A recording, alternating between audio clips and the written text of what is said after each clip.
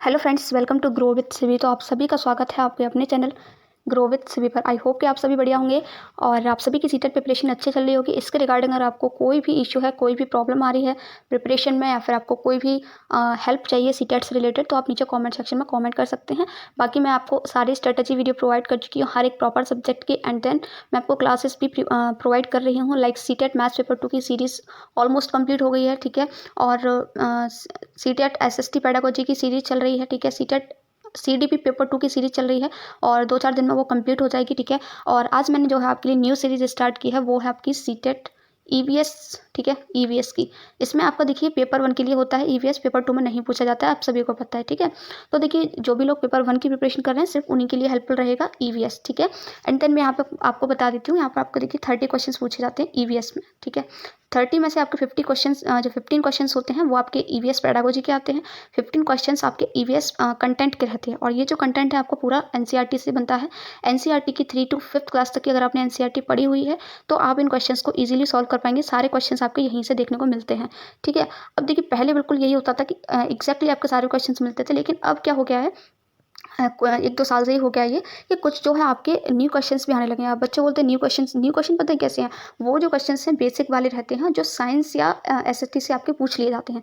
Mostly मैंने देखे थे ईवीएस में जो क्वेश्चन बने थे न्यू, जिनको बोला जा रहा था कि न्यू क्वेश्चन है, एनसीईआरटी में नहीं है, ठीक है। तो वो क्वेश्चन आपके साइंस से पूछे गए थे, ठीक है। तो मैं आपको यहाँ पर सारे क्वेश्चन का सेट प्रोवाइड करने वाली हूँ। एक वीडियो में आपको 30 क्वेश्चन प्रोवाइड करूँगी, जिसमें 15 क्वेश्चन आपके कंटेंट के रहेंगे, 15 क्वेश्चन आपको पेडागोजी के रहेंगे। ये सारी क्लासेस जो है, ये सीरीज़ जो है आपको बहुत ज़्यादा हेल्प करेगी आपके एग्जाम में, ठीक है। जो लोग इसको बिगनर हैं, जो न्यू वॉच करेंगे, मैं उनको एक बार सजेस्ट करूंगी, प्लीज़ आप एक बार देखिए, एनसीईआरटी बुक नहीं पढ़ी है कोई बात नहीं है, एनसीईआरटी की समरी पढ़ लीजिए, ठीक है। मैंने यहाँ पर 6 क्लासेस ऑलरेडी अपलोडेड हैं एनसीईआरटी समरी की ईवीएस की। तो आप या तो चाहो तो उन 6 क्लासेस को देख करके ईवीएस की एनसीईआरटी की समरी पूरी कंप्लीट कर लेना। उसके बाद यहाँ पर इस वाली सीरीज़ को कंटिन्यू करना। 100% आपके बहुत अच्छे मार्क्स आएंगे, आपको कुछ एक्स्ट्रा करने की जरूरत नहीं पड़ेगी, ठीक है। अगर आपने कहीं और से एनसीईआरटी की समरी पढ़नी है तो आप वहाँ से भी पढ़ सकते हैं, नो प्रॉब्लम, ठीक है। बाकी ये सीरीज़ को अगर आप फॉलो करते हैं तो आपका 100% बेनिफिट आपको देखने को मिलेगा, ठीक है। अब देखिए यहाँ पर मैं आपको ऐसे क्वेश्चंस प्रोवाइड करूँगी, मैं आपको जो है देखिए सेट्स जो होते हैं रिपीटेड होते हैं क्वेश्चन, आप सभी को पता है। प्रीवियस क्वेश्चंस जब करवाते हैं हम तो बहुत सारे क्वेश्चन ऐसे होते हैं जो रिपीट होते हैं। मैं यहाँ पर क्या करूँगी, रिपीट क्वेश्चन जो है आपको नहीं करवाऊंगी, ठीक है। जो क्वेश्चन मुझे लगेगा कि ये क्वेश्चन रिपीट हो रहा है, उस क्वेश्चन को मैं आपको नहीं करवाऊंगी, ठीक है। मैं आपको हर टाइप का क्वेश्चन यहाँ पे प्रोवाइड करूँगी। 10 से 15 वीडियो मैंने आपको प्रोवाइड करने का सोचा है, और वो वीडियो मैंने ऐसी प्रोवाइड करने का सोचा है जिससे आप जो है अपना पेपर में अच्छा स्कोर कर पाएँ, यानी कि आप लोगों के लिए बेनिफिशियल हो, ठीक है। तो यही मोटिव है इस सीरीज़ का। आई होप कि आप इस सीरीज़ को सपोर्ट करेंगे, ठीक है। तो स्टार्ट करते हैं आज की क्लास को। चैनल पर नए हो चैनल को सब्सक्राइब कर लेना, सीटेट से रिलेटेड किसी भी ऑथेंटिक अपडेट के लिए और क्लासेस के लिए। एंड क्लास अच्छी लगे तो क्लास को लाइक कर देना। तो चलिए क्वेश्चन को स्टार्ट करते हैं। क्वेश्चन नंबर 1 क्या कह रहा है, निम्न में से कौन सी असम में खाए जाने वाले चावलों की एक सामान्य किस्म है जो पकने के बाद चिपचिपे स्टिकी हो जाती है। यानी कि ये पूछ रहे हैं असम में जो है चावल खाए जाते हैं, ठीक है। तो असम में ऐसे कौन से चावल खाए जाते हैं, उनका नाम बताइए। बोरा चावल, अरबियो बोम्बा चावल या पोन्नी चावल। तो करेक्ट आंसर इसका ऑप्शन नंबर 1 बोरा चावल, ठीक है। तो ये आपने एनसीईआरटी में एग्जैक्टली यहाँ से बना हुआ है। मैंने आपको जो एनसीईआरटी की समरी करवाई उसमें भी मैंने आपको ये बताया है, ठीक है। तो वहीं से डायरेक्ट क्वेश्चन पूछा गया आपका, ये ऑप्शन नंबर 1 इसका करेक्ट है। नेक्स्ट क्वेश्चन देखते हैं अभी। नेक्स्ट क्वेश्चन है आपका यहाँ पर, बिहार राज्य के लोगों के लिए निम्नलिखित में से मधुमक्खी पालन कार्यक्रम आरंभ करने के वर्ष की सर्वश्रेष्ठ अवधि चुनिए, ठीक है। तो ऑप्शन नंबर 1 इसका करेक्ट हो जाएगा, अक्टूबर से दिसंबर। देखिए जो भी लोग इस सीरीज को वॉच कर रहे हैं, देखिए 30 क्वेश्चन आपके यहाँ पर रहने वाले हैं। आप लोग प्लीज़ अपना ऑनेस्टली जो है अपना स्कोर जरूर कमेंट करना कि आपका 30 में से कितने क्वेश्चन जो है राइट गए हैं, ठीक है। बाकी जो लोग बिगनर हैं मैंने उनको सजेस्ट किया पहले आप प्लीज़ एनसीईआरटी समरी देखिए, बहुत जल्दी आप कंप्लीट कर लेंगे उसको, ठीक है। उसके बाद आप इन क्वेश्चन को करिए, आराम से आपका जो है ईवीएस हो जाएगा, ठीक है। तो ऑप्शन नंबर 1 इसका करेक्ट है मधुमक्खी के बारे में। नेक्स्ट क्वेश्चन देखते हैं अभी। मैचिंग वाला कॉलम ए का कॉलम बी से हमें मैच करना है इसमें, ठीक है। कॉलम ए में आपका, ए में जीरा, केसर, मिर्च, और यहाँ पर कुछ जो मसालों के नाम दे रखे हैं, और कॉलम बी में उनकी जो है ये कहाँ से हैं वो दे रखा है, या फिर इनके जो है इनकी जो फीचर्स हैं वो दे रखे हैं, इनमें क्या विशेषताएं, ठीक है। आपको मैच करना है कि कौन सा है इसका, ठीक है। ए किससे मैच करेगा, बी किससे मैच करेगा। अब देखिए इसकी सबसे बढ़िया खासियत क्या होती है, यहाँ पर आप अपने आंसर तक बहुत ईजिली पहुँच जाते हैं। अगर आपको इनमें से किसी एक का भी पता है ना तो भी आप अपने आंसर तक पहुँच सकते हैं, ठीक है। अब जैसे मैं यहाँ पर बात करती हूँ, जैसे अगर मैं जीरे की बात कर लेती हूँ, मान लीजिए आपको जीरा, आपने इधर जीरा पढ़ा, मान लीजिए आपको जीरा कील की तरह, जीरा तो कील की तरह नहीं दिखता है ना, दक्षिण अमेरिका से उत्पत्ति हुई है इसकी, मान लो आपको नहीं पता है, ठीक है। अब देखिए जीरा पीले रंग का होता है, नहीं होता। जीरा छोटा हो परंतु खुशबूदार, देखिए ये तो आपको पता है जीरा कैसा होता है, छोटा होता है, खुशबूदार। इसका मतलब आपने पता कर लिया, ए का ऑप्शन 4 ही होना है, ठीक है। ए का ऑप्शन 4 देखिए ना तो 1 में है और ना ही 3 में, तो ये दोनों तो कैंसिल हो गए। अब या तो 2 सही होगा या फिर 4 सही होगा। अगर मान लीजिए अब आपको ना तो केसर पता है ना मिर्च पता है, मान लीजिए आपको लौंग का पता है, अभी हमने यहाँ पे पढ़ा था कील की तरह दिखता है, तो लौंग हमारा किसकी तरह दिखता है, कील की तरह। तो डी का कौन सा हो जाएगा, 1 हो जाएगा। डी का 1 किस ऑप्शन में है, ऑप्शन नंबर 2 में है। ऑप्शन नंबर 4 में देखिए डी का 2 दे रखा है, तो ये भी गलत हो गया। ऑप्शन नंबर 1 आपका यहाँ बिल्कुल करेक्ट होगा। यहीं से देखिए आप अपने आंसर तक पहुंच चुके हैं, ठीक है। बाकी आप देख लीजिए केसर कैसी होती है, तो केसर आपकी पीले रंग की होती है, और मिर्च जो है इसका उत्पादन आपका जो है दक्षिण अमेरिका से हुआ है, ठीक है। तो ऑप्शन नंबर 2 इसका यहाँ पे बिल्कुल करेक्ट हो जाएगा। क्वेश्चन है हमारा, जब हम ईंधन जलाते हैं तो हमें कौन सी गैस यहाँ पे प्राप्त होती है, सॉरी ऊर्जा प्राप्त होती है, केवल प्रकाश ऊर्जा, ऊष्मा या प्रकाश ऊर्जा, यांत्रिक या प्रकाश ऊर्जा, या फिर प्रकाश और ध्वनि ऊर्जा। देखिए जब भी हम ईंधन जलाते हैं ऑब्वियसली प्रकाश होता है, तो प्रकाश ऊर्जा तो यहाँ पर होनी है, ठीक है। तो देखिए ऑप्शन नंबर आपका यहाँ पर देखिए प्रकाश तो सभी में दे रखा है, तो अभी तो हम कुछ भी यहाँ पर एलिमिनेट नहीं कर सकते हैं ना।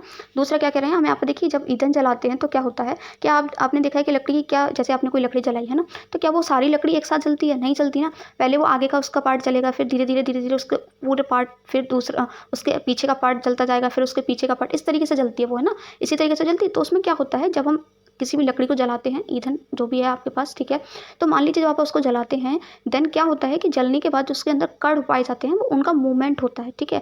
तो उसी को हम बोलते हैं ऊष्मा, ठीक है। तो ऑप्शन नंबर इसका 2 यहाँ पर बिल्कुल करेक्ट हो जाएगा। उस हीट के थ्रू धीरे धीरे आगे के बाद लकड़ी जो है पीछे भी जलती जाती है, ठीक है। तो ऑप्शन नंबर 2 यहाँ पर इसका बिल्कुल करेक्ट हो जाएगा। नेक्स्ट क्वेश्चन है आपका, रामा प्रत्येक शाम को अपने दोस्तों के साथ क्रिकेट खेलता है, ठीक है। कोई स्टूडेंट है जो अपने, मान लीजिए कोई लड़का है जो अपने दोस्तों के साथ क्रिकेट खेलता है, और क्रिकेट खेलने में कौन सी ऊर्जा का प्रयोग करता है वो आपको बताना है। तो देखिए प्रकाश ऊर्जा तो यहाँ पर होगा नहीं, क्योंकि प्रकाश ऊर्जा वो होती है जो जलने पर उत्पन्न होती है, ठीक है, जो हमें मानव आंखों द्वारा जब इसे देख सकते हैं, ठीक है। तो यहाँ पर तो हम ऊर्जा को नहीं देख पा रहे होंगे ना, तो ये तो गलत हो गया, ठीक है। रासायनिक ऊर्जा, इसमें कोई केमिकल रिएक्शंस वगैरह तो नहीं हो रही है, ठीक है, तो ये भी गलत हो गया, ठीक है। यहाँ पर कोई साउंड वगैरह भी नहीं होती है, तो ऑप्शन नंबर 3 आपका यहाँ करेक्ट हो जाएगा, मांसपेशियों की ऊर्जा, ठीक है। वैसे भी आप जब क्रिकेट खेलोगे तो आपका क्या होगा, एक तरीके से फोर्स लगेगा, आपका जो मसल्स वगैरह यूज होंगी है ना, तो आपकी मांसपेशियों की ऊर्जा यहाँ पर लगेगी। तो ऑप्शन नंबर 3 आपका यहाँ बिल्कुल करेक्ट हो जाएगा। आपका सांपों के बारे में, ठीक है, सांपों के बारे में निम्नलिखित कथनों पर विचार कीजिए तथा निम्नलिखित में से गलत कथन को चुनिए। तो ये देखिए आपका ईवीएस की एनसीईआरटी से पूछा गया है, ठीक है। एनसीईआरटी में सांपों के बारे में पूरा बताया गया है, ठीक है। अब यहाँ पर देखिए वे अपने भोजन को पूरा निकल जाते हैं, ठीक है। आपको यहाँ क्या करना है, गलत कथन को पहचानना है, ठीक है। ये तो उनके बारे में सही है, वो अपने भोजन को क्या करते हैं, निकल जाते हैं। सांपों के दांत नुकीले होते हैं, ये भी सही है। जहरीले सांपों के डसने वाले दांत होते हैं, ये भी सही है। हमें गलत ढूंढना है, तो ऑप्शन नंबर 4 करेक्ट हो जाएगा, वे अपने शिकार को चबाकर खाते हैं, ठीक है। ये हमारा गलत है, वे अपने शिकार को चबाकर नहीं खाते हैं, वे अपने शिकार को क्या करते हैं, निकल जाते हैं, ठीक है। तो ऑप्शन नंबर इसका 4 करेक्ट हो जाएगा, क्योंकि हमसे गलत पूछा था और गलत ही हमारा सही हो जाएगा, ऑप्शन नंबर 4। नेक्स्ट क्वेश्चन, और सीटेट का मैं कहूँगी most favourite and repeated question है आपका ये, ठीक है। तो कांसा ब्रॉन्ज एक मिश्र धातु है जिसे निम्नलिखित में से किन्हें पिघलाकर बनाया जाता है, यानी कि जो कांसा है वो किन 2 धातुओं से मिलकर बना होता है वो आपको बताना है। तो इसका करेक्ट आंसर ऑप्शन नंबर 1 है, याद रखना, कॉपर और टिन। बहुत बार अनलिमिटेड टाइम से ये क्वेश्चन आपसे पूछा गया है, ठीक है। नेक्स्ट क्वेश्चन देखते हैं, क्वेश्चन भी आपका एनसीईआरटी से पूछा गया है, ठीक है। निम्नलिखित में से हाथियों के बारे में कौन सही कथन चुनिए, ठीक है। तो हाथी जो होता है उसके बारे में आपको 4 कथन, 4 स्टेटमेंट दिए गए हैं, आपको जो बतानी है वो 2 सही ऑप्शन यहाँ पर बताने हैं, क्योंकि 2 ऑप्शन यहाँ पे हैं, ठीक है। तो इसका मतलब ये तो तय है कि 2 ऑप्शन यहाँ पर गलत होने वाले हैं, 2 सही होने वाले हैं, ठीक है। अब देखिए ये हाथी के बारे में बहुत अच्छे से मेंशन किया गया है एनसीईआरटी में, और मैंने अपनी एनसीईआरटी की समरी की जो वीडियो है उसमें भी आपको बताया हुआ है, ठीक है। यहाँ डिस्कस करते हैं। तो देखिए 3 महीने के हाथी के बच्चे का वजन सामान्यतः लगभग 100 किलोग्राम होता है, बिल्कुल गलत। 3 महीने के हाथी के जो बच्चे का जो वजन होता है वो 200 किलोग्राम होता है, ना कि 100 किलोग्राम, ठीक है। दूसरा क्या कह रहा है, वयस्क हाथी एक दिन में 200 किलोग्राम से अधिक पत्तियां और झाड़ियों को खा सकता है, तो ये आपका गलत है। एक जो वयस्क हाथी होता है वो एक दिन में 100 किलोग्राम से ज़्यादा पत्ती और झाड़ी खा सकता है, ना कि 200, ठीक है। तो ये भी गलत हो गया। अब देखिए हम अपने आंसर तक पहुंच चुके हैं, 2 ऑप्शन गलत हो गए, तो सी और डी इसका करेक्ट हो जाएगा, ऑप्शन नंबर 4, ठीक है। हाथी जो है ज़्यादा देर तक आराम नहीं करते हैं, वो 2 से 4 घंटे ही सोते हैं, बिल्कुल सही। और हाथियों को जो है कीचड़ से और पानी से खेलना पसंद होता है, ठीक है। नेक्स्ट क्वेश्चन है आपका, निम्नलिखित कथनों ए और बी पर विचार कीजिए। 2 कथन आपको दे रखे हैं, सही विकल्प का आपको चयन करना है, ठीक है। अब यहाँ पर देखिए कथन ए क्या कह रहा है, मनाली में ढालू छतों वाले मजबूत बांसों के खंभों पर बने ऊंचे उठे हुए लकड़ी के घर बनाए जाते हैं, तो ये बिल्कुल गलत है। जब भी बांस की बात आ जाती है, मजबूत बांसों के खंभों पर जो घर बनाए जाते हैं लकड़ी के, वो असम में बनाए जाते हैं, ना कि मनाली में, ठीक है। तो ऑप्शन नंबर कथन जो ए है आपका वो तो आपका गलत हो जाएगा, ठीक है। बी की अगर मैं बात करती हूँ तो मनाली में बहुत बारिश होती है और बर्फ़ भी पड़ती है, ये कथन आपका सही है। मनाली में बर्फ़ भी पड़ती है और बारिश भी होती है, ठीक है। तो कथन ए गलत है, बी सही है, तो ऐसा कुछ ऑप्शन में 1 में ही है, तो 1 आपका यहाँ बिल्कुल करेक्ट हो जाएगा। नेक्स्ट क्वेश्चन है आपका पौधों के निम्नलिखित मुख्य कार्यों पर विचार कीजिए। तो देखिए ये जो पौधों के बारे में जो क्वेश्चन पूछा गया है आपसे, ये आपका जो है साइंस से पूछा गया है, ठीक है। ये आपका ईवीएस की एनसीईआरटी में आपको नहीं मिलेगा, ठीक है। तो क्वेश्चन को देखते हैं अभी। पौधों भोजन का उत्पादन और भंडारण करना, पौधों को शक्ति और सहारा देना, पौधों के अन्य भागों को जड़ों से जल और खनिज का स्थानांतरण करना, तने के मुख्य कार्य। यानी कि आपको ये 3 कार्य दिए गए हैं, आपको ये बताना है कि जो तना जो स्टेम होता है उसका कार्य इसमें से क्या क्या होता है, ठीक है। तो देखिए जो तना होता है ऑब्वियसली पौधे को एक शक्ति देता है, वो सहारा देता है, यानी कि झुकने से जो है उसको रोकता है, ठीक है। तो बी तो आपका यहाँ सही है, तने का कार्य है। सी को अगर मैं देखती हूँ तो पौधे के अन्य भागों को जड़ों से जल, बिल्कुल सही है। देखिए जो आपका तना होता है वो क्या करता है, जड़ों से आपका जो भी जल, खनिज और भी जो पोषक तत्व वगैरह होते हैं वो पौधे के अन्य पार्ट्स जैसे उसकी लीव, पत्तियां वगैरह होती है उनमें पहुंच जाता है, ठीक है। तो बी और सी तो आपका सही है। अगर बी और सी सही है तो आपको ए और अगर बी और सी सही है तो ऑप्शन नंबर 2 और 3 तो आपका गलत हो गया है ना। बी और सी तो इन दोनों में है ही नहीं, या तो 1 सही हो सकता है या 4 सही हो सकता है। ऑप्शन नंबर ए देख लेते हैं, भोजन का उत्पादन और भंडारण करना। तो देखिए भोजन का उत्पादन और जो भंडारण होता है, भोजन का उत्पादन कौन करता है, उसकी पत्तियों का काम होता है भोजन का प्रोडक्शन करना, ना कि तने का, ठीक है। तो ऑप्शन नंबर ए भी गलत हो गया, ए गलत हो गया तो ऑप्शन नंबर 1 ही सही हो जाएगा, केवल बी और सी। निम्नलिखित कथनों को पढ़िए तथा सही विकल्प का चयन कीजिए। कथन क्या कह रहा है, ये भी देखिए आपका साइंस से पूछा गया है, ठीक है। ये क्वेश्चन भी आपको साइंस से आया है, ना कि एनसीईआरटी की समरी से, ठीक है। कथन क्या कह रहा है, दाब लगने पर गैस को आसानी से संपीड़ित किया जा सकता है। यानी कि जब हम प्रेशर लगाते हैं तो गैस को जो क्या कर सकते हैं, हम संपीड़ित कर सकते हैं, ठीक है, कंप्रेस कर सकते हैं हम उसको, ठीक है। तो कारण क्या है इसका, जब हम किसी गैस पर दाब लगाते हैं तो गैसीय कणों के बीच अड़ुक स्थान कम हो जाता है और ये आसानी से संपीड़ित हो जाती है, तो ये भी सही है। देखिए जो आपकी एक गैस होती है ना, जो एलपीजी सिलेंडर होता है उसमें जो आपकी गैस होती है ना, इसी तरीके से भरी जाती है, उसको कंप्रेस करके जो है भरा जाता है गैस सिलेंडर में, ठीक है। तो ऑप्शन नंबर आपका कथन भी सही है, यहाँ पर कारण भी सही है और कारण जो है इससे रिलेटेड है, तो ऑप्शन नंबर आपका ए 2 सही हो जाएगा। ए और आर दोनों सही हैं, आर ए की सही व्याख्या करता है। नेक्स्ट क्वेश्चन जो कि आपका साइंस से पूछा गया है, ठीक है। 24 ग्राम पर ml घनत्व और 6 ml आयतन वाली वस्तु का द्रव्यमान क्या होगा, ठीक है। अगर देखिए आप साइंस बैकग्राउंड से हैं तो इजीली आप इस क्वेश्चन को कर पाए होंगे, ठीक है। देखिए यहाँ पर एक फॉर्मूला होता है D = m/v। D मतलब डेंसिटी यानी कि घनत्व, m = मास यानी कि द्रव्यमान, v = वॉल्यूम यानी कि आयतन, ठीक है। तो ये फॉर्मूला बस आपको यहाँ पर लगाना है। तो देखिए D = m/v होता है, तो m को अगर हम यहाँ से निकालेंगे तो क्या हो जाएगा, m = हो जाएगा D और v यानी कि डेंसिटी इंटू वॉल्यूम, ठीक है। यहाँ पे हमें निकालना क्या है, द्रव्यमान, मास निकालना था, इसलिए मैंने यहाँ पे मास निकाल लिया है, ठीक है। इक्वल्स टू आपका डी, डेंसिटी कितनी है 24, वॉल्यूम कितना है 6, इन दोनों को मल्टीप्लाई करेंगे 6 चौक 24, 2 आपका हासिल आ गया, 6 दूनी 12, 12 2 14, 144 ग्राम आपका ऑप्शन नंबर 4 आपका यहाँ बिल्कुल करेक्ट हो जाएगा, ठीक है। तो बस इसमें कुछ नहीं था, ये फॉर्मूला आपको याद रखना है, आयतन बराबर घनत्व बराबर द्रव्यमान बट्टे आयतन, ठीक है। तो अगर आपसे देखिए यहाँ पर आयतन पूछा जाता तो आप जो है वॉल्यूम निकाल लेते। वॉल्यूम कैसे निकाला था, V = m/d, ठीक है। जो भी आपसे पूछा जाए आप इसी फॉर्मूले के थ्रू यहाँ से निकाल सकते हैं। के बारे में निम्नलिखित कथनों पर विचार कीजिए। जंगलों के बारे में आपको कुछ कथन दे रखे हैं, फिर क्या कहा है, इनमें सही कथन है, ठीक है। तो इनमें से आपको बताना है कि कौन सा सही है, ठीक है। अब यहाँ फिर से आप आंसर्स पर जाएंगे तो आप यहाँ देखेंगे सिर्फ 2 ही ऑप्शन है आपके पास, बी और सी सही हो सकता है, ए और सी सही हो सकता है, ए और बी या फिर ए और डी। तो यहाँ पर हमको पता है 2 गलत होने वाले हैं, 2 सही होने वाले हैं, ठीक है। तो ए पढ़ते हैं, कुडुख भाषा में तोरांग का मतलब जंगल होता है, तो ये आपका बिल्कुल सही है। ये आपका एनसीईआरटी से पूछा गया क्वेश्चन, ईवीएस की एनसीईआरटी से पूछा गया, ठीक है। साइंस का नहीं है, ये ईवीएस की एनसीईआरटी का, अगर आपने वो पढ़ी है तो आप इस क्वेश्चन का आंसर कर पाएंगे, ठीक है। तो ए तो आपका सही है। अगर ए सही है तो देखिए ऑप्शन नंबर 1 गलत हो गया और बाकी 3 देखते हैं।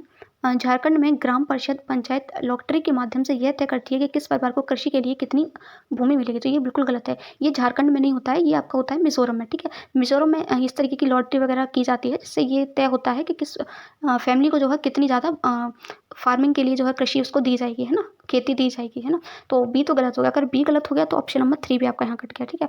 अब सी और डी में देख लेते हैं। तो नीचे सी में लिखा हुआ है, जंगल अधिकार कानून 2007 उन लोगों को अधिकार दिलाता है जो कम से कम 15 वर्षों से जो है जंगलों में रह रहे हैं, तो यही आपका गलत है। देखिए यहाँ पर देखिए 2007 जो कानून है आपका, वो 15 वर्षों से नहीं, जो 25 वर्षों से जंगलों में रह रहे हैं उनको अधिकार दिलाता है, ठीक है। तो सी भी गलत हो गया। अगर सी गलत हो गया तो 2 भी गलत हो गया, ऑप्शन नंबर 4 ही सही हो जाएगा, ए और डी, ठीक है। मिजोरम में लगभग 3/4 लोग जंगलों से जुड़े हुए हैं, बिल्कुल सही बात है, तो ऑप्शन नंबर 4 इसका करेक्ट है। क्वेश्चन है आपका, गुजरात के सापेक्ष उत्तर प्रदेश और आंध्र प्रदेश की क्रमशः स्थितियां हैं। ठीक है, तो गुजरात के सापेक्ष आपको यूपी और आपकी आंध्र प्रदेश इन दोनों स्टेट की जो है डायरेक्शन बतानी है, कौन सा स्टेट जो है किस डायरेक्शन में है। ठीक है, तो इसके लिए मैं आपको सजेस्ट करूंगी, आपको इंडिया का मैप जो है अच्छे से पता होना चाहिए कि कौन सा स्टेट यानी कौन सा राज्य कहाँ पर है। ठीक है, बस आपको राज्य पता होनी चाहिए, बाकी डायरेक्शन कैसे निकालनी है वो अभी मैं आपको मैप पर ले जाकर दिखाऊंगी कि किस तरीके से आप निकाल सकते हैं। लेकिन उसके लिए आपको पता होना चाहिए कि कौन सा राज्य किस जगह पर है। उसके लिए आप क्या कर सकते हैं, मैप ले लेना और उस मैप को जो है 2-4 बार बस आपको देखना है, उसकी प्रैक्टिस करनी है। एक बार खुद से प्रैक्टिस कीजिए, थोड़ा जैसा भी आपसे बनना है बना करके लिख करके प्रैक्टिस कीजिए कौन सा स्टेट कहाँ पर हो सकता है। इससे होगा क्या कि आप अपने एग्जाम में जो क्वेश्चन है उसको करेक्ट कर पाएंगे। ठीक है, तो अभी मैं इस क्वेश्चन का आपको मैप के थ्रू करके दिखाती हूँ। ये हमारा इंडिया का मैप है। ठीक है, यहाँ पर देखिए सबसे टॉप पर जम्मू कश्मीर है आपका, ये हिमाचल प्रदेश है, पंजाब है, सारे स्टेट आपके यहाँ पर लिखे हुए हैं। ठीक है, अब आपको यहाँ पर क्या निकालना था, गुजरात के सापेक्ष, गुजरात आपका यहाँ पर है, गुजरात के सापेक्ष आपको यूपी और आपको आंध्र प्रदेश की डायरेक्शन पता करनी है। ठीक है, जहाँ जिस स्टेट से पूछा उसी पर आपको क्या करना है, एक मैप ड्रॉ करना है, ये आपको याद रखना है। ठीक है, ये पिक्चर आपको अगर याद है ना तो आप कोई भी किसी भी डायरेक्शन को आप इजीली निकाल सकते हैं। ठीक है, बस आपको ये चार एक प्लस का आइकन बनाना है। ठीक है, और देखिए इस साइड आपका होता है ईस्ट, ईस्ट के जस्ट सामने आपका होता है वेस्ट, ऊपर की साइड आपका होता है नॉर्थ, नॉर्थ के जस्ट नीचे आपका होता है साउथ। बस ये डायरेक्शन आपको याद रखनी है और जहाँ भी आपको आपसे डायरेक्शन पूछिए ना वहीं बस इसको ड्रॉ कर दीजिए। जैसे कि मैं आपको बता देती हूँ, यहाँ पर थोड़ा इसका मैं चेंज कर लेती हूँ जिससे आपको क्लियरली विजिबल हो। ठीक है, तो ग्रीन कलर मैंने यहाँ पर ले लिया, येलो ले लेती हूँ। ठीक है, अब यहाँ पर मैंने देखिए यहाँ पर मैंने ड्रॉ कर दिया प्लस का आइकन। ठीक है, इस तरीके से जहाँ से पूछा है ना वहीं ड्रॉ कर लीजिए। ठीक है, ये एक और बात मैं आपको बता दूँ, ये इसके बीच में जो होता है इसको हम बोलते हैं नॉर्थ ईस्ट, इसके बीच में जो होता है इसको बोलते हैं साउथ ईस्ट, इसके बीच वाली डायरेक्शन को हम बोलते हैं साउथ वेस्ट, ये आपकी होती है नॉर्थ वेस्ट। ठीक है, इस तरीके से ये डायरेक्शन होती हैं, सारी दिशाएं होती हैं। ठीक है, अब यहाँ पे आप देखिए ये वाली जो डायरेक्शन है ये हमारी क्या हो जाएगी, यहाँ पे देखिए नॉर्थ ईस्ट। ठीक है, तो हमारा उत्तर प्रदेश है, यूपी है, वो किस डायरेक्शन में हो गया, नॉर्थ ईस्ट में। ठीक है, अगर मैं इस वाली को देखूँ तो ये हमारी डायरेक्शन आ रही है नीचे की साइड, यानी कि ये वाली डायरेक्शन, तो ये हमारी कौन सी है, साउथ ईस्ट। ठीक है, तो आंध्र प्रदेश किस में हो गया, साउथ ईस्ट में। ठीक है, इस तरीके से आपको पता करना है। ठीक है, तो उत्तर प्रदेश किस साइड में हो गया, उत्तर पूर्व की ओर, और आंध्र प्रदेश किस साइड में हो गया, दक्षिण पूर्व की ओर। ठीक है, तो अभी देखते हैं, अपने क्वेश्चन पर जाते हैं और इसका आंसर जो है करेक्ट करते हैं। तो यूपी की हमारी निकली थी नॉर्थ ईस्ट और आंध्र प्रदेश की निकली थी साउथ ईस्ट। ऑप्शन नंबर 3 आपका यहाँ बिल्कुल करेक्ट हो जाएगा, उत्तर पूर्व और दक्षिण पूर्व। आई होप कि क्वेश्चन आपके समझ में आ गया होगा, कुछ नहीं करना है आपको, मैप अच्छे से पता होना चाहिए बस। क्वेश्चन है आपका, बंगाल की खाड़ी का तटवर्ती राज्य या केंद्र शासित प्रदेश आपको बताना है। ठीक है, तो ये आप कैसे कर पाएंगे, ये भी आप मैप के थ्रू ही कर पाएंगे। इसलिए आप देख सकते हैं एक एक साइड में आपसे लगभग 2-2 क्वेश्चन आपको मैप से रिलेटेड पूछ लिए जाते हैं। ठीक है, अब ये नहीं कह सकते हम कि आपके एग्जाम में आएगा कि नहीं आएगा, आपको करके जाना है मैप, क्योंकि आ गए 2 क्वेश्चन तो 2 क्वेश्चन भी हमारे लिए मैटर करते हैं। जब हमारे मार्क्स कम रह जाते हैं, हम 1-2 नंबर से बहुत से लोग ऐसे हैं जो क्वालिफाई नहीं कर पाते हैं ना, तो एक एक क्वेश्चन एक एक नंबर यहाँ पर मैटर करता है। आपको कुछ भी छोड़ना नहीं है, पता नहीं कौन सी चीज़ आपके एग्जाम में आ जाए। ठीक है, तो अभी मैं आपको इस क्वेश्चन को भी मैप के थ्रू करवाती हूँ। देखिए ये आपका इंडिया का मैप है और देखिए अगर आप चाहो तो ये आप परचेज भी कर सकते हैं मैप को। ठीक है, मुझे लगता है अगर आप लोगे तो इजीली आपको जो है स्टेशनरी की शॉप पे ये मिल जाएगा। ठीक है, वैसे भी मैप अगर आपके घर में होने चाहिए, पेस्ट होना चाहिए, आपको नॉलेज होनी चाहिए, एटलीस्ट इंडिया की तो होनी चाहिए ना। तो यहाँ पर हमको वे ऑफ बंगाल यानी बंगाल की खाड़ी के तटीय राज्य बताने थे, तो ये हमारी क्या है, वे ऑफ बंगाल है, वे ऑफ बंगाल, बंगाल की खाड़ी। ठीक है, तो तटीय राज्य यानी इससे जुड़े हुए कौन से राज्य हैं, एक तो देखिए वेस्ट बंगाल, यहाँ से पश्चिम बंगाल हो गया, दूसरा हमारा उड़ीसा हो गया, तीसरा हमारा यहाँ पर आंध्र प्रदेश हो गया है ना, और तमिलनाडु हो गया आपका, है ना, और चौथा आपका ये अंडमान निकोबार, ये भी आपका इसी से लगा हुआ। इसके तटीय राज्य यानी कि बिल्कुल पास के राज्य, तट वाले राज्य आपको बताने थे, तो कौन कौन से हो गए, आंध्र प्रदेश, उड़ीसा, वेस्ट बंगाल। ठीक है, और आपका तमिलनाडु हो गया और लास्ट आपका अंडमान निकोबार हो गया। ठीक है, तो यही सब है, देखते हैं अभी ऑप्शन में। ऑप्शन नंबर 1 यहाँ पे आपका करेक्ट हो जाएगा। ओडिशा मैंने आपको बताया था, तमिलनाडु मैंने आपको बताया था, अंडमान निकोबार बताया था, बाकी कर्नाटक, केरल, तेलंगाना, इनमें से कोई भी आपका तटीय राज्य नहीं है। ये सारे क्वेश्चन मैं आपको करवा चुकी 15। अब हम देखते हैं पैडागोजी के क्वेश्चन। तो फर्स्ट क्वेश्चन है, एक शिक्षिका ईवीएस शिक्षण के लिए अपने विद्यार्थियों के साथ तुल्यकालिक सिंक्रोनस संप्रेषण का चयन करना चाहती है, वह निम्नलिखित में से किसे चुनेगी। ठीक है, तो तुल्यकालिक सिंक्रोनस क्या होता है, तो ऐसा संप्रेषण जिसमें जो है संप्रेषण का मतलब होता है आपस में बातचीत करना। ठीक है, बातों का आदान प्रदान। ठीक है, यानी मैं आपसे कुछ कह रही हूँ या कोई स्टूडेंट अपनी टीचर से कुछ कह रहा है, टीचर स्टूडेंट की सुन रही है। ठीक है, आपस में एक दूसरे का इंटरेक्शन होना, आपस में एक दूसरे का इंगेज होना। ठीक है, तो यहाँ पर वही आपको बताना है। ठीक है, तो देखिए यहाँ पर फ़ोन कॉल जब हम करेंगे तो हमारी टीचर भी इंगेज रहेगी और स्टूडेंट भी। Pre recorded call, pre recorded जो पहले से रिकॉर्ड है कॉल, तो वहाँ पर क्या देखिए यहाँ पर एक चीज़ आपको और याद रखनी है कि रियल टाइम में यानी कि एग्जैक्ट टाइम में आपको देखना है। ठीक है, तो प्री रिकॉर्डेड जो वीडियो होगी उसमें तो ऐसा नहीं होगा। ठीक है, तो ऑप्शन नंबर 1 तो गलत हो गया। अगर मैं ऑप्शन नंबर 2 देखती हूँ तो यहाँ पर देखिए ईमेल को जब मैं करूँगी तो पता नहीं है आप एक्टिव हो, लेकिन ज़रूरी नहीं है कि आपकी टीचर भी उस टाइम आपका मेल चेक कर रही हो, है ना। सोशल मीडिया पोस्ट पर भी कोई भरोसा नहीं है कि आप जिस टाइम ऑनलाइन उस टाइम आपकी टीचर भी ऑनलाइन हो, तो ये भी गलत हो गया। तीसरा अगर मैं देखती हूँ तो त्वरित संदेश ब्लॉग। देखिए जब आप ब्लॉग लिखते हैं तो ज़रूरी नहीं है कि आपने जिस टाइम ब्लॉग लिखा है उस टाइम आपकी टीचर भी आपके ब्लॉग को पढ़ रही होंगी, है ना। लास्ट ऑप्शन देखते हैं और आई थिंक यही करेक्ट होगा क्योंकि ये तीनों तो आपको कैंसिल हो चुके हैं। तो वीडियो कॉन्फ्रेंस, देखिए हम जब वीडियो कॉन्फ्रेंस करते हैं तो आप भी रियल टाइम में उसी टाइम पर जिस टाइम पर आपकी टीचर आपके साथ वीडियो कॉल पर हैं, ठीक है, दोनों एक दूसरे के सामने रहेंगे, दोनों एक दूसरे से इंगेज रहेंगे, तो ये तो करेक्ट हो गया। ऑनलाइन चैटिंग जब आप करेंगे तो ऑब्वियसली चैटिंग तभी कर रहे होंगे जब दोनों ऑनलाइन होंगे आपस में, ठीक है। फ़ोन कॉल पर भी आप दोनों एक दूसरे से इंगेज रहेंगे, तो ऑप्शन नंबर 4 ही आपका यहाँ बिल्कुल करेक्ट हो जाएगा। नेक्स्ट क्वेश्चन है आपका, यदि थीम यात्रा, यानी कि यात्रा एक थीम है, ट्रैवल, ठीक है, रेलवे स्टेशन ईवीएस में एक सामुदायिक संसाधन के उपयोग को दर्शाता है, तो निम्नलिखित में से पूरा करेगा। यानी कि थीम भोजन जो है किसको रिलेट करेगा, ठीक है। यात्रा हम किसके थ्रू करते हैं, रेलवे स्टेशन के थ्रू करते हैं, ठीक है। हम भोजन का मैनेजमेंट कहाँ से करते हैं, कृषि फॉर्म से, जंगल से, दुकानदार से या फिर किसान से, ठीक है। तो यहाँ पर देखिए ऑप्शन नंबर जो आपका 1 है वो आपका करेक्ट हो जाएगा, कृषि फार्म से, ठीक है। नेक्स्ट क्वेश्चन है आपका, ईवीएस शिक्षण के दौरान एक शिक्षक का कथन या प्रश्न जो विद्यार्थियों को स्वयं या अपने साथियों की प्रतिक्रिया से उत्तर को विस्तृत करने के लिए मोटिवेट करता है, प्रोत्साहित करता है, क्या कहलाता है, ठीक है। यानी कि ऐसा क्वेश्चन जो स्टूडेंट को जो है खुद और अपने स्टूडेंट्स और अपने जो पीयर्स हैं, फ्रेंड्स हैं, उनके साथ जो है जो हम उनका उत्तर है उसको एलेबोरेट करने के लिए, विस्तृत करने के लिए मोटिवेट करता है, वो आपका खोजपूर्ण प्रश्न होता है, ठीक है। वहाँ पर हमको जानना चाहते हैं, कुछ खोज करना चाहते हैं, तो ऑप्शन नंबर 1 आपका यहाँ बिल्कुल करेक्ट हो जाएगा, इसीलिए हम उसको विस्तृत कर रहे हैं, एलेबोरेट कर रहे हैं। नेक्स्ट क्वेश्चन है आपका, नीता कोई लड़की है, नीता परिवार थीम को बढ़ाने के लिए, यानी कि परिवार फैमिली एक थीम है, उसको बढ़ाने के लिए एक इकाई योजना, एक लेसन प्लान, एक यूनिट प्लान वो तैयार करती है, ठीक है।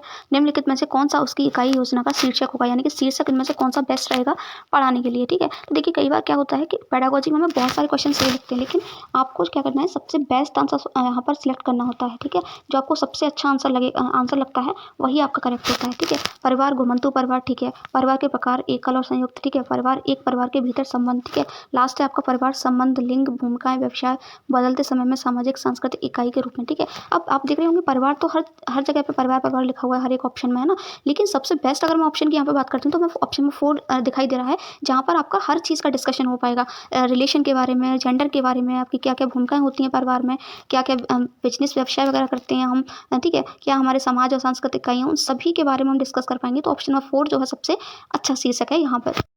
है सुश्री शीतल ईवीएस की विभिन्न अवधारणाओं को समझाने के लिए, यानी कि सुश्री कौन है, क्लास की टीचर है, ठीक है, जो ईवीएस पढ़ाती हैं, ठीक है।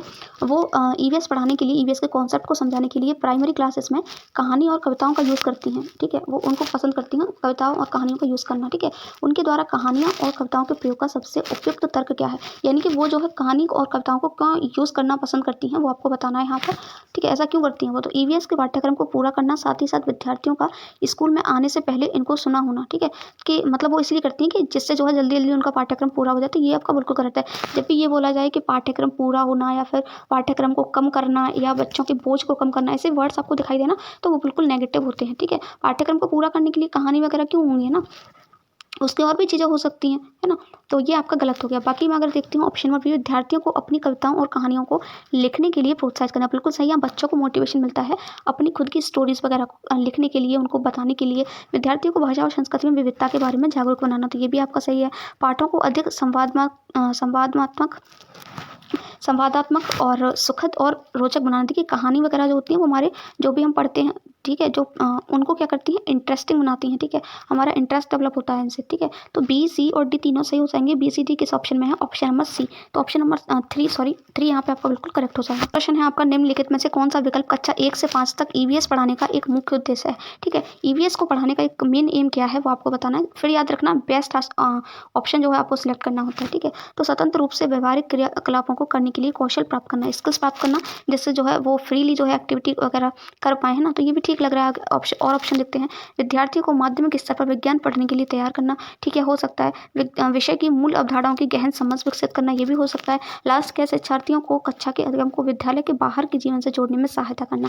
अब देखिए आप कह रहे होंगे हमें तो सारे ही ऑप्शन सही लग रहे हैं, लेकिन आपको सबसे बेस्ट कौन सा लगता है, आप खुद से पूछिए, खुद से सोच करके देखिए ना। तो ऑप्शन नंबर 4 मुझे यहाँ सबसे बेस्ट लग रहा है, ठीक है। जब भी आपसे ये बोला जाए कि विद्यार्थियों को उनकी रियल लाइफ से जोड़ा जा रहा है, तो रियल लाइफ से उनकी जब भी कोई चीज़ रियल लाइफ से जोड़ करके पढ़ाई जाती है तो वो उनको जो है बहुत ज़्यादा स्टूडेंट क्या कर पाते हैं, उस चीज़ को रिलेट कर पाते हैं कि हाँ हमारे डेली लाइफ में इस तरीके का होता है, ये चीज़ हम करेंगे तो ऐसा होगा, है ना। तो ईवीएस का जो मेन एम होता है वो यही होता है। ऑप्शन नंबर 4 आपको यहाँ बिल्कुल करेक्ट। क्वेश्चन है आपका, एक ईवीएस शिक्षक कक्षा में एक प्रयोग करता है, एक एक्सपेरिमेंट करते हैं, ठीक है, जिसमें एक अंडा पानी के ग्लास में क्या होता है, डूब जाता है। यानी पानी में जब अंडा डालते हैं तो वो डूब जाता है, लेकिन जब हम पानी में नमक मिला देते हैं ना, तो नमक मिलाने पर क्या करता है, ऊपर तैरने लगता है, उसमें डूबता नहीं है। तो विद्यार्थियों की पूछताछ के लिए वह निम्नलिखित में से कौन सी सबसे उपयुक्त व्याख्या दे सकती है। यानी कि अब क्या करेंगे, स्टूडेंट उससे पूछेंगे है ना कि मैम ऐसा क्यों हुआ कि हमने अंडा डाला तो वो डूब गया, और जब हमने जो है इसमें नमक डाल दिया तो अंडा ऊपर तैरने लगा, है ना। तो वो बताएंगे यहाँ पर। देखिए इसका रीज़न होता है आपका, आई होप कि आपने साइंस पढ़ी होगी तो आपको पता होगा, जिन्होंने साइंस नहीं पढ़ी है उनको बता देती हूँ। ये आपका होता है डेंसिटी, यानी कि घनत्व के कारण होता है। तो ऑप्शन नंबर 2 इसका करेक्ट हो जाएगा। पानी के घनत्व के कारण ऐसा होता है, ठीक है। जब हम उसमें नमक डालते हैं तो उसकी जो डेंसिटी होती है वो बढ़ जाती है, जिससे आपका जो नमक है वो ऊपर तैरने लगता है, ठीक है। आपने एक सी सुना होगा जिसको हम बोलते हैं डेथ सी, ठीक है, मृत सागर, ठीक है। उसमें भी बहुत ज़्यादा नमक है, आप उसमें कभी भी ना डूब नहीं सकते हो। क्यों? क्योंकि उसमें बहुत ज़्यादा नमक है और आप उसमें क्या करोगे, बिल्कुल ऊपर तैरते रहोगे उसकी डेंसिटी के कारण, ठीक है। नेक्स्ट क्वेश्चन है आपका, निम्नलिखित कथनों को पढ़िए और सही विकल्प का चयन कीजिए। कथन क्या कह रहा है, ईवीएस के अधिगम को अवलोकन यानी कि ऑब्जर्वेशन करना, पहचान करना, वर्गीकरण करना आदि से संबंधित प्रक्रिया कौशल के लिए उन्मुख होने की आवश्यकता है। बिल्कुल सही। कारण क्या है, विभिन्न प्रक्रिया कौशल को प्राप्त करने के माध्यम से ईवीएस के अधिगम के परिणामों को प्राप्त करने की संभावना होती है। यानी कि ये सारे कौशल अगर हम स्किल्स वगैरह यूज़ करते हैं तो हम जो है क्या कर सकते हैं, ईवीएस के जो परिणाम हैं उनको बहुत अच्छे से गेट कर सकते हैं, बहुत अच्छे से ईवीएस हमारे समझ में आ सकती है, ठीक है। तो ये दोनों ही यहाँ पर सही हैं और आर ए की सही व्याख्या भी कर रहा है। तो ऑप्शन नंबर 3 आपका है बिल्कुल, सॉरी 3 नहीं, ऑप्शन नंबर 2 आपका है बिल्कुल करेक्ट हो जाएगा। 3 में तो आपका नहीं लिखा हुआ है, जबकि व्याख्या करता है तो 2 करेक्ट है। क्वेश्चन है आपका, एक ईवीएस शिक्षक को योगात्मक मूल्यांकन के लिए प्रश्न पत्र तैयार करते समय किस पर जोर देना चाहिए, ठीक है। समेटिव असेसमेंट, समेटिव जो वैल्यूएशन होता है उसके लिए यहाँ पर एक प्रश्न पत्र, एक क्वेश्चन पेपर तैयार किया जा रहा है, तो वो आपको बताना है कि किस पर जोर देना चाहिए। तो इसका करेक्ट आंसर ऑप्शन नंबर 2 है आपका, प्रश्न पत्र की विषय वस्तु, सम्मिलीनीकरण और उद्देश्य पर। नेक्स्ट क्वेश्चन है आपका, कक्षा 3 के विद्यार्थियों के लिए ईवीएस में निम्न में से कौन सा अधिगम का परिणाम नहीं है, ठीक है। यानी कि ईवीएस के लिए जो है कौन सा इसमें से लर्निंग का आउटकम नहीं है वो आपको बताना है, नेगेटिव बताना है, याद रखना, अच्छे और बुरे स्पर्श पर अपनी राय व्यक्त करना ये तो है, अवलोकित अनुभव किए गए मुद्दों पर आवाज उठाना और समाज की प्रथाओं में से संबंधित करना, जैसे संसाधन के स्वामित्व में भेदभाव, तो ये भी आपका सही है। देखिए आप ये सोचेंगे ये तो सोशल से रिलेटेड होगा, देखिए ईवीएस में आपके ना सारे सब्जेक्ट आ जाते हैं, आपका साइंस भी आ जाता है, आपकी सोशल भी आ जाती है, ठीक है, और आपका ईवीएस एनवायरनमेंट भी आ जाता है, ठीक है। ये सारी चीज़ें ही आपकी ईवीएस में इंक्लूड होती हैं, ठीक है। कुछ स्थानीय इंडोर आउटडोर खेलों में नियमों का ऑब्जर्वेशन करना, ये भी आपका ईवीएस से रिलेटेड होता है। बाकी कक्षा की दिशाओं की पहचान करना ये आपका ईवीएस से रिलेटेड नहीं है और यही हमसे पूछा था, तो ऑप्शन नंबर 4 आपका है बिल्कुल करेक्ट हो जाएगा। आपको कक्षा 3 से 5 तक के अपने स्टूडेंट्स के लिए ईवीएस पाठ्य पुस्तकों का चयन करना है। इस उद्देश्य के लिए कौन सा मानदंड यानी कि कौन सा इसमें से सबसे बेस्ट रहेगा वो आपको बताना है। आपको 3rd to 5th के स्टूडेंट्स के लिए ईवीएस की बुक्स को सिलेक्ट करना है, ठीक है। तो देखिए यहाँ पर पुस्तक में चित्र बड़े और रंगीन होने चाहिए। सिर्फ चित्रों के बड़े और रंगीन होने से क्या होगा, भाषा सरल और विद्यार्थी के मानसिक स्तर के अनुकूल होना चाहिए, हो सकता है, ठीक है। अभी आगे बढ़ते हैं, मैंने आपसे कहा सबसे बेस्ट आंसर तक पहुँचना है आपको। पाठ्य पुस्तक को सचित्र यानी उसमें पिक्चर्स वगैरह होने चाहिए, विद्यार्थियों के लिए अट्रैक्टिव होना चाहिए, आकर्षित उनको करें, ठीक है। सिर्फ अट्रैक्टिव होने से क्या होगा ना, पाठ्य पुस्तक बाल उन्मुख होनी चाहिए, यानी कि बच्चों के अकॉर्डिंग होनी चाहिए। देखिए यहाँ पर आपका सब कुछ आ गया, बाल उन्मुख होनी चाहिए, ठीक है, यानी कि बच्चों के लिए उसमें पिक्चर्स वगैरह यूज़ होनी चाहिए, उनके मेंटल लेवल के, तो ये वाला जो ऑप्शन है ना वो उसी में इंक्लूड हो गया, ठीक है। तो ऑप्शन नंबर 4 ही आपका बिल्कुल करेक्ट हो जाएगा। तथा लिंग, जाति, वर्ग और धर्म के आधार पर किसी भी रूढ़ बात या अपमानजनक व्यवहार से रहित होनी चाहिए, ऐसी बातें उसमें शामिल नहीं होनी चाहिए, ठीक है। तो ऑप्शन नंबर जो 4 है आपका सबसे बेस्ट और सबसे करेक्ट आंसर यहाँ पर हो जाएगा। कार्ड वाला कथन क्या कह रहा है, प्राथमिक स्तर पर ईवीएस में विषयों के बजाय थीम। देखिए आप सभी को पता है कि जो प्राइमरी लेवल है उस पर आपकी जो सब्जेक्ट है उसमें थीम यूज़ की गई है, ना कि ईवीएस में आपके सब्जेक्ट यूज़ किए गए हैं। और 6 कितनी थीम है टोटल, 6 थीम है, जिसमें आपका पहला है फैमिली एंड फ्रेंड, यानी कि परिवार होता है तो हमें खाने की जरूरत होती है। दूसरी थीम है आपकी फूड, अगर खाना चाहिए तो पानी भी चाहिए। तो तीसरी थीम होती है आपकी वाटर के बाद हम कोई यात्रा करने का मन करता है तो तीसरा आपका हो गया ट्रैवल के बाद आपका यहाँ पर जो है कुछ वर्क भी करते हैं, वर्क एंड प्ले, तो सॉरी आपका फैमिली में ही आ जाता है, ये आपकी सब थीम है, ठीक है। तो फूड, वाटर, ट्रैवल और आपका हो गया यहाँ पर things we make and do, ठीक है। तो इस टाइप से आपकी जो है टोटल 6 थीम्स हैं। बाकी किसी और क्लास में भी आपको मैं बता दूंगी। कारण क्या है, विषयों की तुलना में थीम आधारित ईवीएस अधिगम शिक्षकों विद्यार्थियों के लिए ईजी रहता है, इसको समझना। तो कारण भी इसका यहाँ पर बिल्कुल सही है, तो ऑप्शन नंबर 2 आपका यहाँ पर करेक्ट हो जाएगा।